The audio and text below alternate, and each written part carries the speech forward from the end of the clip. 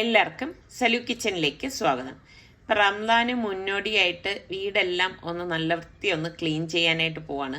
ശരിക്കും പറഞ്ഞു കഴിഞ്ഞാൽ നമ്മൾ എന്നും ക്ലീൻ ചെയ്യുന്നുണ്ടെങ്കിലും നമ്മൾ ശ്രദ്ധിക്കാതെ പോകുന്ന പല ഭാഗങ്ങളുണ്ട്. ഇപ്പം ഈ സോഫയൊക്കെ ഇരുന്ന് കഴിഞ്ഞാൽ നമ്മൾ പലരും സോഫയുടെ ബാക്ക് സൈഡ് ശ്രദ്ധിക്കാറുണ്ട്.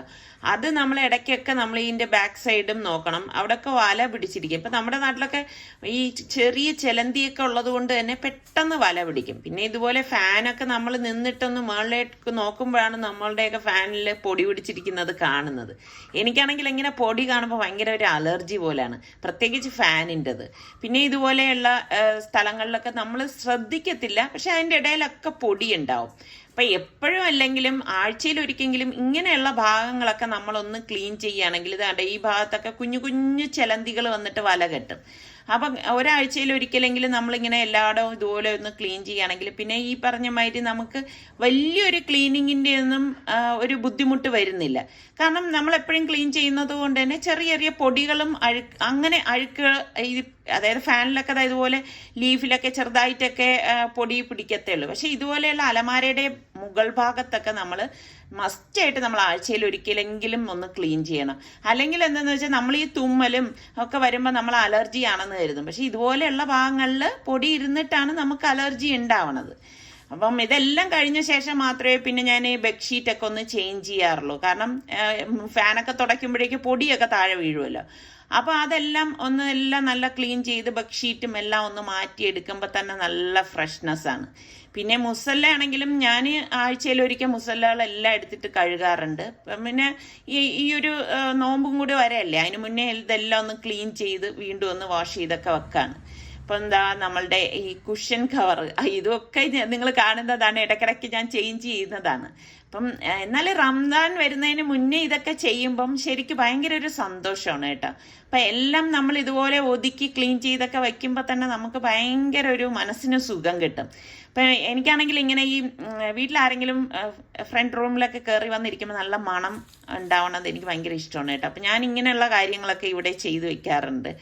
പിന്നെ ടേബിൾ മാറ്റ് അതാണെങ്കിലും ഇതുപോലെ അഴുക്കാവണത് കാത്ത് നിൽക്കത്തില്ല. കാരണം ഒരു ചേഞ്ചിന് വേണ്ടിയിട്ട് ഇടയ്ക്കിടയ്ക്ക് അതങ്ങ് മാറ്റി വെക്കുമ്പോൾ തന്നെ നല്ല രസമാണ്. അതുപോലെ തന്നെ അതേ കബോർഡിലുള്ള ഈ ഗ്ലാസ് എന്തെങ്കിലുമൊക്കെ ഉണ്ടെങ്കിൽ അതിൻ്റെ അറേഞ്ച്മെൻറ്റ്സ് ഒക്കെ ഞാനൊന്ന് മാറ്റും. അത്യാവശ്യം വേണ്ട കാര്യങ്ങളൊക്കെ എളുപ്പത്തിന് എടുക്കാനുള്ളതെല്ലാം ഒന്ന് മാറ്റി തിരിച്ചൊക്കെ വെക്കും. പിന്നെ ഈ ഇതുപോലെ ഓവനും കബോർഡിൻ്റെയും ഇവിടെയൊക്കെ ഈ പുറം ഭാഗത്തൊക്കെ പൊടി പിടിക്കും. നമ്മൾ വിചാരിക്കും പൊടിയൊന്നും ഉണ്ടാകത്തില്ല, അന്ന് റോഡിലൂടെ വണ്ടികളൊക്കെ പോകുമ്പോഴേ ഡസ്റ്റ് നല്ലതുപോലെ ഉണ്ടാവും. പിന്നെ സിങ്കും ഒക്കെ ആണെങ്കിലും ഞാൻ എപ്പോഴും പറയുമല്ലോ, നമ്മൾ ഉപയോഗിക്കുന്ന അനുസരിച്ച് അപ്പോഴപ്പോഴും ക്ലീൻ ചെയ്ത് വെച്ച് കഴിഞ്ഞാൽ നമുക്ക് ഒരു ഡീപ്പ് ക്ലീനിങ്ങിൻ്റെ ആവശ്യം ഇവിടെ വരുന്നില്ല. അതാണ് വാസ്തവം. നോമ്പ് സമയത്ത് അടുക്കളയിൽ സമയം ലാഭിക്കാൻ വേണ്ടിയിട്ട് കുറച്ച് പ്രിപ്പറേഷനൊക്കെ നടത്തിയിരുന്നത് ഞാൻ കഴിഞ്ഞ വീഡിയോയിൽ കാണിച്ചിട്ടുണ്ടായിരുന്നല്ലോ. അപ്പോൾ കടലയും ബീഫും ഒക്കെ വേവിച്ച് ഫ്രീസറിൽ വെക്കുന്നത് എങ്ങനെയാണെന്നൊക്കെ കാണിച്ചിട്ടുണ്ടായിരുന്നു. അപ്പം ഇതിപ്പോൾ ഏകദേശം 1 കിലോയിൽ കൂടുതലുണ്ട് കേട്ടോ ഉരുളക്കിഴങ്ങ്. അപ്പോൾ ഉരുളക്കിഴങ്ങ് ഞാൻ അതിൻ്റെ തോലൊക്കെ ഒന്ന് വൃത്തിയാക്കിയ ശേഷം നല്ലതുപോലെ കഴുകിയിട്ട് ഞാൻ ഈ ഇടയ്ക്ക് ഇതുപോലെ ഒന്ന് കട്ട് ചെയ്ത് വിടണേ, പെട്ടെന്ന് വെന്ത് കിട്ടാൻ വേണ്ടിയിട്ടാണ്. എന്നിട്ട് ഞാനിത് പ്രഷർ കുക്കറിലേക്ക് ഇട്ടിട്ട് ഇത് നകക്കെയുള്ള വെള്ളം ഒഴിച്ച് നമുക്കിനി ഇതിലേക്ക് പാകത്തിനുള്ള ഉപ്പും കൂടി ഇട്ടിട്ട് കുക്കർ മൂടി വെയിറ്റ് ഇട്ടിട്ട് ഞാനൊരു 6-7 വിസിൽ വരെ ഇതൊന്ന് വേവിച്ചെടുക്കും കേട്ടോ. അപ്പം 6-7 വിസിൽ കേട്ട് കഴിഞ്ഞാൽ സ്റ്റീമൊക്കെ പോയ ശേഷം കുക്കർ ഓപ്പൺ ചെയ്യുമ്പോൾ ഇതാ നമ്മുടെ ഉരുളക്കിഴങ്ങൊക്കെ കറക്റ്റ് പരുവത്തിന് വെന്തിട്ടുണ്ടാവും. അപ്പം ഇങ്ങനെ ആകുമ്പോഴേക്ക് നമുക്ക് എളുപ്പമാണ്. അപ്പം ഞാൻ എന്താ സവാളയും ഇവിടെ ഏകദേശം 1 കിലോ കൂടുതൽ എടുത്തിട്ടുണ്ട്. അപ്പം അതും ഒന്ന് ക്ലീൻ ചെയ്തെടുക്കുകയാണ്. അപ്പോൾ കുറച്ച് കൂടുതൽ ഉണ്ടാക്കി വെച്ച് കഴിഞ്ഞാൽ പിന്നെ നമുക്ക് ആവശ്യത്തിനനുസരിച്ച് എടുത്താൽ മതിയല്ലോ. പിന്നെ നമ്മൾ ഈ പറഞ്ഞ മാതിരി അടുക്കളയിൽ കുറച്ച് സമയം ചിലവാക്കിയിട്ട് ഇബാദത്തിനായിട്ട് കൂടുതൽ സമയം ചിലവഴിക്കാനാണ് നോക്കുന്നത്. അപ്പോൾ ദാ ഈ സവാള ഞാൻ കഴുകി എടുത്തോണ്ട് വന്നിട്ട് ഇതാ സവാളയും ഇതുപോലെ ഇടയ്ക്കുന്ന 2ആയിട്ടൊന്ന് കട്ട് ചെയ്യണേ. അപ്പം ഞാനിത് പ്രോസസ്സറിൽ ഇട്ടിട്ടാണ് ഒന്ന് ചോപ്പ് ചെയ്തെടുക്കുന്നത്. പ്രോസസ്സറില്ലെങ്കിലും കുഴപ്പമൊന്നുമില്ല, ഒന്നുമില്ല നമുക്ക് കൈകൊണ്ടരിയാം, അതല്ലെങ്കിൽ എല്ലാവരുടെയും മറ്റേ ഹാൻഡ് ചോപ്പറൊക്കെ ഇപ്പം കാണുമല്ലോ, അത് വെച്ചിട്ട് ഒന്ന് കറക്കി എടുത്താൽ മതി കേട്ടോ. അപ്പോൾ ഇത് ഇത്രയും ഞാൻ ദാ ഇതുപോലെ 2 ബാച്ചായിട്ടാണ് ഇത് കട്ട് ചെയ്ത് എടുക്കണത്. പ്രോസസ്സറിൻ്റെ ജാർ വലുതാണെങ്കിൽ ഒരുമിച്ചിട്ട് കഴിഞ്ഞാൽ അത് ചീത്താവാൻ സാധ്യതയുണ്ട്. അപ്പം ഞാൻ ദാ ഇപ്പം എല്ലാം കട്ട് ചെയ്ത് എടുത്തിട്ടുണ്ട്. അപ്പോൾ പാനിലേക്ക് ഓയിൽ ഒഴിച്ച ശേഷം നമുക്ക് ഈ അരിഞ്ഞു വെച്ചിരിക്കുന്ന സവാള, ഞാൻ പറഞ്ഞില്ലേ കുറച്ച് അധികം ഉണ്ടെന്ന്, അപ്പോൾ അത്രയും സവാള ദേ ഇതിലേക്ക് ഇട്ടിട്ട് ഒന്ന് വഴറ്റി കൊടുക്കുക. അപ്പം ഞാൻ മീഡിയം ഫ്ലെയിമിൽ വെച്ചിട്ട് തന്നെയാണ് ഇതൊന്ന് വഴറ്റി എടുക്കുന്നത്. കരിഞ്ഞു പോകാതിരിക്കാൻ പ്രത്യേകം ശ്രദ്ധിച്ചേക്കണം കേട്ടോ. അപ്പോൾ ഇതിപ്പോൾ വഴണ്ട് വരുമ്പോൾ വളരെ കുറച്ചേ കാണത്തുള്ളൂ. അപ്പോൾ ഇതുപോലെ ഒന്ന് ഇളക്കി വഴറ്റി വേണം എടുക്കാൻ. അപ്പോൾ അതിവിടെ റെഡിയാകുന്ന ആ ഒരു സമയത്ത് ഞാൻ കഴിഞ്ഞ ദിവസം ഞാൻ കാണിച്ചില്ലേ ഫ്രീസറിൽ ബീഫ് സ്റ്റോർ ചെയ്യുന്നത്. അപ്പോൾ അതിൽ നിന്നൊരു 3 പാക്കറ്റ് എടുത്തിട്ടുണ്ട്. അപ്പോൾ ഇതാണ് ഞാൻ പറഞ്ഞത്, നമ്മൾ ഇങ്ങനെയൊക്കെ റെഡിയാക്കി വെച്ച് കഴിഞ്ഞാൽ നമുക്ക് എളുപ്പം ഇതുപോലെ എന്തെങ്കിലുമൊക്കെ ഉണ്ടാക്കണമെങ്കിൽ എളുപ്പമാണ്. അപ്പം ഞാൻ ഇനിയിപ്പം ഈ ബീഫ് ഒരു പ്ലേറ്റിലേക്ക് ഇട്ടത് ഒന്ന് ഡീഫ്രോസ്റ്റ് ചെയ്ത് എടുക്കുകയാണ്. അപ്പം നിങ്ങൾ ഇങ്ങനെയൊക്കെ ഉണ്ടാക്കി വെച്ച് കഴിഞ്ഞാൽ ഉണ്ടാക്കുന്നതിന് 1-2 മണിക്കൂർ മുമ്പ് ഇതെടുത്ത് പുറത്ത് വെച്ചിരുന്നാലും മതി കേട്ടോ. ഓവനൊന്നും ഇല്ലാത്തവരാണെങ്കിൽ അതെടുത്ത് ആ സമയം പുറത്ത് വെച്ച ശേഷം നമുക്കിത് റെഡിയാക്കി എടുക്കാവുന്നതേ ഉള്ളൂ. സവാള വഴണ്ട് വരുന്ന സമയത്ത് തന്നെ ഞാൻ ബീഫ് ഡീഫ്രോസ്റ്റ് ചെയ്തിട്ടുണ്ടായിരുന്നു. അപ്പം അതൊന്ന് മാറ്റി വെക്കാണ്. പിന്നെ നമുക്ക് ഇഞ്ചി, പച്ചമുളക്, കറിവേപ്പില ഇത്രയും വേണം. കുറച്ചധികം ഇഞ്ചി ഞാൻ ഇവിടെ എടുത്തിട്ടുണ്ട്. പച്ചമുളകും 7-8 പിന്നെ അതുപോലെ തന്നെ കറിവേപ്പിലയും കുറച്ചധികം എടുത്തിട്ടുണ്ട്. വെളുത്തുള്ളി നമ്മൾ ഇതിലേക്ക് ചേർക്കത്തില്ല കേട്ടോ. അപ്പം ഇതും ഞാൻ പ്രോസസ്സറിലിട്ട് തന്നെ ഒന്ന് ചോപ്പ് ചെയ്തെടുക്കുകയാണ്. അപ്പം ഇങ്ങനെയുള്ളതിനൊന്നും നമ്മൾ പേസ്റ്റ് ഉപയോഗിക്കാതിരിക്കുന്നതാണ് നല്ലത് കേട്ടോ. അപ്പം ഞാൻ നമ്മളുടെ ബീഫ് ഉണ്ടല്ലോ, ബീഫ് ഡീഫ്രോസ്റ്റ് ചെയ്തത് ഇതിലേക്ക് ഇട്ടിട്ട്, ഇതിപ്പം അത്യാവശ്യം വലിപ്പമുള്ള പീസായിട്ടൊക്കെ ഇരിക്കുകയല്ലേ. അപ്പം അതും നമുക്കൊന്ന് ഷ്രെഡ് ചെയ്തെടുക്കണം. അതും ഇതുപോലെ ഒന്ന് ഷ്രെഡ് ചെയ്തെടുക്കാം. ഈ ഒരു പരുവത്തിൽ വേണം എടുക്കാൻ. അപ്പം ബീഫിന് പകരം നിങ്ങൾക്ക് ചിക്കൻ വേണമെങ്കിൽ ചിക്കൻ എടുക്കാം. അപ്പം നമ്മളെ സവാളയൊക്കെ നല്ലതുപോലെ വഴണ്ട് വന്നപ്പോഴേക്ക് നമ്മൾ ആ ഇഞ്ചി, പച്ചമുളക്, കറിവേപ്പില ചതച്ചത് ഇതിലേക്ക് ഇട്ടിട്ട് അതും കൂടി ചേർത്തൊന്ന് വഴറ്റി കൊടുക്കാം. അപ്പം ഇതിലേക്ക് വെളുത്തുള്ളി ഒട്ടും ചേർക്കത്തില്ല കേട്ടോ. ചേർത്ത് കഴിഞ്ഞാൽ ഇതിൻ്റെ ടേസ്റ്റ് തന്നെ മാറിപ്പോവും. അപ്പം ഇതിനിപ്പം നമുക്ക് പാകത്തിനുള്ള ഉപ്പും 1 ടീസ്പൂൺ ഗരം മസാല പൊടിയും 1 ടീസ്പൂൺ മഞ്ഞൾപ്പൊടിയും 1 ടീസ്പൂൺ കുരുമുളക് പൊടിയും കൂടി ഇട്ടിട്ട് ഒന്ന് ഇളക്കി കൊടുക്കാം.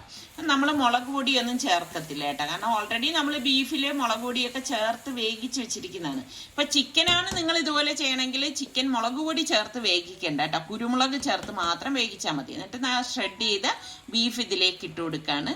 ഇട്ട് കൊടുത്ത ശേഷം എല്ലാം കൂടി ചേർത്തിട്ട് നല്ലതുപോലെ ഒന്ന് യോജിപ്പിച്ചു കൊടുക്കാം. അപ്പൊ ബീഫ് ആയതുകൊണ്ടാണ് നമ്മളിത് മുളക് പൊടി ചേർത്തിട്ട് വേവിച്ചെടുത്തിരിക്കുന്നത് കേട്ടോ. നല്ലതുപോലെ ഇളക്കി മിക്സ് ചെയ്ത് കൊടുക്കണം. അപ്പൊ ഇതുപോലെ ഒന്ന് ഇളക്കിയെടുക്കണം. അപ്പൊ നല്ല ഒരു ഡ്രൈ ആയി വരണം. അപ്പൊ ഈ സമയത്ത് നമുക്ക് ഈ പുഴുങ്ങി വെച്ചിരിക്കുന്ന പൊട്ടറ്റോ ഉണ്ടല്ലോ, അത് ഇതിലേക്ക് ചേർത്തിട്ട് ഒന്ന് ഉടച്ചു കൊടുക്കാം. ഉടച്ചിട്ട് ഇതിലേക്ക് ചേർത്ത് കൊടുത്താലും മതി. അതൊക്കെ നിങ്ങളുടെ സൗകര്യത്തിനനുസരിച്ച് ചെയ്തു കൊടുത്താൽ മതി കേട്ടോ. അപ്പൊ ഇത് നല്ലതുപോലെ ഒന്ന് ഉടച്ചെടുത്തിട്ട് വീണ്ടും നമ്മളിത് നല്ലതുപോലെ ഒന്ന് മിക്സ് ചെയ്തെടുക്കും. അപ്പൊ വെള്ളത്തിന്റെ അംശം ഒട്ടും വരാൻ പാടില്ല കേട്ടോ, എങ്കിൽ മാത്രമേ ആ കറക്റ്റ് നമുക്ക് പൊടിഞ്ഞു പോവാതെ കട്ട്ലറ്റ് കിട്ടത്തുള്ളൂ. അപ്പൊ അതുകൊണ്ട് അത് പ്രത്യേകം ഒന്ന് ശ്രദ്ധിച്ചേക്കണം. അപ്പം ഇതിനിപ്പം ഞാൻ ഒന്ന് തണുക്കാനായിട്ട് മാറ്റി വെച്ചിട്ടുണ്ട്. ആ സമയത്ത് ഞാനിവിടെ 2 പാക്കറ്റ് വീറ്റ് ബ്രെഡാണ് എടുത്തിരിക്കുന്നത്. അപ്പൊ ബ്രെഡ് ക്രംസ് ഉണ്ടാക്കാൻ വേണ്ടിയിട്ടാണ് ഞാനിത് എടുത്തത് കേട്ടോ. അപ്പൊ ഞാൻ എളുപ്പത്തിന് വേണ്ടിയിട്ട് ഇതുപോലെ ഒന്ന് കട്ട് ചെയ്ത് എടുക്കും. കട്ട് ചെയ്ത ശേഷം നമ്മൾ ഇതൊന്ന് പൊടിച്ചെടുക്കണം. അല്ലെങ്കിൽ മുഴുവനായിട്ട് കഴിഞ്ഞാൽ ചിലപ്പം കുറച്ച് പാടായിരിക്കും നമുക്ക് അതൊന്ന് കറങ്ങി വരാനായിട്ട്. അതുകൊണ്ടാണ് കട്ട് ചെയ്തെടുത്തത്. അപ്പൊ ഈ ബ്രെഡ് ക്രംസ് നമ്മൾ പുറത്തുനിന്നൊക്കെ വലിയ വില കൊടുത്ത് വാങ്ങിക്കേണ്ട ആവശ്യമൊന്നുമില്ല. ഇത് നമുക്ക് ഈസി ആയിട്ട് വീട്ടിലുണ്ടാക്കിയെടുക്കാം. അപ്പൊ പൊടിച്ച ബ്രെഡിനെ നമുക്ക് ഒരു പാനിലേക്ക് ഇട്ട് കൊടുക്കാം. ഇട്ട് കൊടുത്തിട്ട് ഫ്ലെയിം ഒരു മീഡിയത്തിനും ലോയ്ക്കും ഇടയിൽ വെച്ചിട്ടാണ് നമ്മൾ ഇതൊന്ന് റോസ്റ്റ് ചെയ്തെടുക്കുന്നത്. അല്ലെങ്കിൽ എന്താണെന്ന് വെച്ചാൽ പെട്ടെന്ന് ഇത് കരിഞ്ഞു പോകും. അപ്പൊ ഇതിന് ടേസ്റ്റ് കൂട്ടാൻ വേണ്ടി ഞാൻ ഇതിലേക്ക് ഒറിഗാനോ 1 ടീസ്പൂൺ, അതുപോലെ തന്നെ മിന്റ് ലീഫ് അത് ഡ്രൈ ഉണ്ട് കേട്ടോ, ഇതുപോലെ കുപ്പിയിൽ കിട്ടും, അത് 1 ടീസ്പൂൺ, പിന്നെ പാഴ്സ്ലി അതും 1 ടീസ്പൂൺ ഇട്ട് കൊടുക്കാണ്. ഇതൊക്കെ നമ്മളുടെ ടേസ്റ്റിനനുസരിച്ച് ചേർത്ത് കൊടുക്കാം കേട്ടോ. പിന്നെ അതുപോലെ തന്നെ തരിതരിപ്പായിട്ട് പൊടിച്ച മുളക് വേണമെങ്കിൽ അതും ചേർത്ത് കൊടുക്കാം. ഇതിൻ്റെയൊക്കെ വീഡിയോ ഞാൻ കഴിഞ്ഞതും അതിന് മുന്നിലത്തെ റംദാൻ വ്ളോഗിൽ ഇട്ടിട്ടുള്ളതാണ് കേട്ടോ. അപ്പൊ ഇതുപോലെ ഒന്ന് ഇളക്കി കൊടുക്കണം. അപ്പൊ ആ സമയം കൊണ്ട് നമ്മളുടെ ഈ മിക്സിങ് നന്നായിട്ടൊന്ന് തണുത്തിട്ടുണ്ട്. അപ്പം തണുത്ത ശേഷം വീണ്ടും ഞാൻ ഒന്ന് ഇളക്കി ഒന്ന് യോജിപ്പിച്ചെടുക്കുകയാണ്. അപ്പൊ ഞാൻ എളുപ്പത്തിന് വേണ്ടിയിട്ട് 1/4 കപ്പിന്റെ മെഷറിംഗ് കപ്പാണ് എടുത്തിരിക്കുന്നത് കേട്ടോ. അതിലേക്ക് ഇതുപോലെ എടുക്കുകയാണ്. ഇതൊരു ടിപ്പാണ് കേട്ടോ. നമ്മൾ ഇതുപോലെ ഒരു മെഷറിംഗ് കപ്പിൽ എടുത്തിട്ട് ഒന്ന് ഷേപ്പ് ചെയ്ത് വെക്കുകയാണെങ്കിൽ എല്ലാം കട്ട്ലറ്റ് നമുക്ക് ഒരേ സൈസിന് കിട്ടും. അല്ല ഇപ്പൊ നമ്മൾ ചിലപ്പോൾ കൈ കൊണ്ടെന്നൊക്കെ എടുക്കുമ്പോൾ ചിലത് വലുത് ചിലത് ചെറുത് അങ്ങനെയൊക്കെ ആവൂല. അങ്ങനെ ആകാതിരിക്കാനുള്ള ടിപ്പാണ് ഞാൻ ഈ പറഞ്ഞത് കേട്ടോ. അപ്പൊ ഈ ഒരു സൈസിൽ ഞാൻ ഈ ഒരു ഷേപ്പിലാണ് എടുക്കുന്നത്. ഷേപ്പൊക്കെ നമ്മൾക്ക് ഇഷ്ടമുള്ള ഷേപ്പിനനുസരിച്ച് എടുക്കാവുന്നതാണ്. അപ്പോൾ ഇത്ര അധികം ഉള്ളത് കൊണ്ട് ഞാൻ ഇനി മറ്റൊരു ഷേപ്പൊന്നും ആക്കാനായിട്ട് പോകുന്നില്ല. ഈ ഒരു ഷേപ്പിലാണ് എല്ലാം എടുക്കുന്നത്. അപ്പോൾ ഇതെല്ലാം ഞാൻ ഇവിടെ ഷേപ്പ് ചെയ്ത് എടുത്തിട്ടുണ്ട്. ഏകദേശം എനിക്ക് ഈ ഒരു അളവിൽ ഒരു 52 കട്ട്ലറ്റ് കിട്ടിയിട്ടുണ്ട്. ഇനി ഞാൻ 2 മുട്ട ഒരു ബൗളിലേക്ക് ഇട്ടിട്ട് ഒന്ന് ബീറ്റ് ചെയ്ത് കൊടുക്കാണ്. ഇതോടൊപ്പം തന്നെ ഞാൻ ഏകദേശം ഒരു 1/4 കപ്പ് പാലും കൂടി ഒഴിച്ചു കൊടുക്കാണ് കേട്ടോ. പാലും മുട്ടയും കൂടി നല്ലതുപോലെ ഒന്ന് വിസ്ക് ചെയ്ത് കൊടുക്കാം. പിന്നെ നമ്മൾ ഉണ്ടാക്കി വെച്ചിരിക്കുന്ന ബ്രെഡ് ക്രംസ് ഞാനൊരു പാത്രത്തിലേക്ക് കുറച്ച് ഇട്ടിട്ടാണ് ഇത് തയ്യാറാക്കുന്നത് കേട്ടോ. അപ്പോൾ കട്ട്ലറ്റിൻ്റെ ഈ ഒരു പീസ് നമുക്ക് മുട്ടയിലേക്ക് മുക്കി കൊടുക്കാം. മുക്കിയ ശേഷം ഒരു ഫോർക്ക് കൊണ്ടാണ് ഞാൻ എടുക്കുന്നത്. കാരണം കയ്യിലായി കഴിഞ്ഞാൽ പിന്നെ നമ്മളുടെ ബ്രെഡ് ക്രംസ് ഒരു 2-3 പ്രാവശ്യം നമ്മൾ ചെയ്തെടുക്കുമ്പോഴേക്കും ആകെ നാശമാവും. എന്നിട്ട് ഒരു സ്പൂൺ കൊണ്ട് എല്ലാം ഒന്ന് ബ്രെഡ് ക്രംസ് ഇതിലേക്കൊന്ന് കോട്ട് ചെയ്തെടുക്കുകയാണ്. ഇങ്ങനെ ചെയ്തെടുക്കുമ്പോൾ നമ്മളുടെ കയ്യിലൊന്നും അത് ഒട്ടിപ്പിടിക്കത്തില്ല. അപ്പൊ പലർക്കും കട്ട്ലറ്റ് ഒക്കെ ഉണ്ടാക്കുമ്പം ഈ പറഞ്ഞ മാതിരി ഇങ്ങനെ ഈ കയ്യിൽ ഒട്ടിപ്പിടിക്കുന്നത് ആലോചിക്കുമ്പോൾ തന്നെ വേണ്ടാന്ന് തോന്നിപ്പോലെ. എന്നെ പോലെ അങ്ങനെ ചിന്തിക്കുന്ന എത്ര പേരുണ്ട്. അപ്പൊ കോട്ട് ചെയ്തതെല്ലാം ഇതുപോലെ വെച്ച് കൊടുക്കുകയാണ്. അതുപോലെ തന്നെ ചിക്കൻ കട്ട്ലറ്റ് ആണോ, ബീഫാണോ, മട്ടൺ ആണോ, വെജ് ആണോ, നിങ്ങൾക്ക് ഏത് കട്ട്ലറ്റാണ് ഇഷ്ടം? അപ്പൊ ഞാൻ ഇതെല്ലാം ഇവിടെ കോട്ട് ചെയ്ത് എടുത്ത് വെച്ചിട്ടുണ്ട്. അപ്പൊ ഇനിയിപ്പം ഇത് നമുക്ക് കണ്ടെയ്നറിലേക്ക് വയ്ക്കാൻ വേണ്ടിയിട്ട് ഞാൻ ക്ലിങ് ഫിലിം കൊണ്ട് ലാസ്റ്റ് ഇതുപോലെ വെച്ചിട്ട് അതിന് മീതെയാണ് നമ്മൾ ഈ കട്ട്ലറ്റ് നിരത്തി കൊടുക്കുന്നത്. എന്നിട്ട് വീണ്ടും ക്ലിങ് ഫിലിം ഇതുപോലെ വെച്ചു കൊടുക്കും.